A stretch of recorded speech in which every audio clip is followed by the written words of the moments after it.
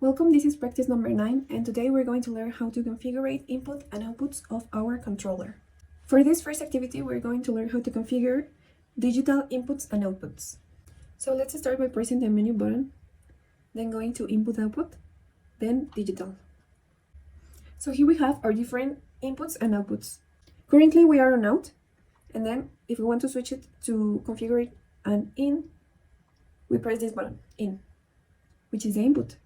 Here you can see that we have up to 512 inputs and outputs that we can configure. So if we want to sort them by number, we click next and then num sort. If we want to sort it by comment, so let's start configuring them. Here we choose this one and then we put configure. Here we have the default setting that our robot has. So as we want to make it from the beginning, let's delete all of them. Okay, now it's clear. So now let's start numbering our new ranges. The first one is 1 to 128, 136. So right here, we are mapping local software signals to a specific physical or virtual ports. The controller needs to know exactly where to listen or speak. Well, you may notice we have here 3 other parameters, which is rack, slot, and start. The rack is the physical or virtual location. The slot is a specific space within that rack, and a start is the beginning point of the port sequence. So in this exercise, we are specifically using rack 89. In the FANUC standard, certain rack numbers are reserved for specific protocols. Rack 89 is commonly used for Ethernet IP configuration, allowing network communication instead of point-to-point physically wiring. So now let's apply the cold start to set it finally. So as you can see now, our signals are active. Now let's do the same thing, but with the inputs.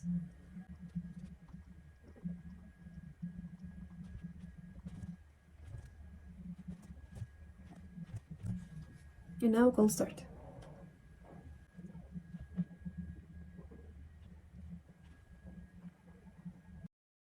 Okay, so now let's configure group signals. Why do we use groups? Well, a simple digital signal only tells us on/off. But if we want to send complex number, like an error code or a program number, we need to group multiple digital signals together to form a binary number. So let's go ahead. Then we go to group, and here we have our first window. Let's choose this one and select configure. For rack, we're going to select.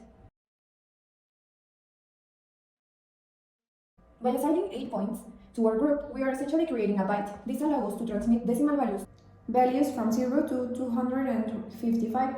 The robot reads a pattern of ones and zeros and automatically converts it into an integer. Okay, so now let's click the cold start button. Okay, so now let's click on simulate, and we're doing the same with the outputs.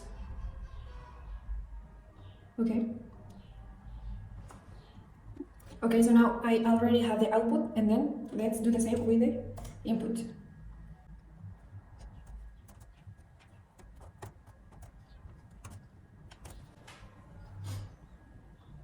And then simulate. Okay, so now I apply the cold start again. And we go menu, input, output, group, simulate, and simulate. Now let's turn on all the digital signals. So let's look for them. And they are right here.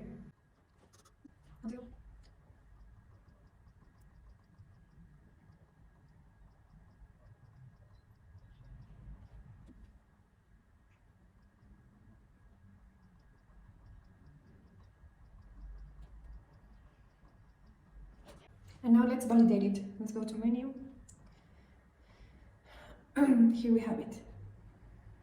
And now it's done.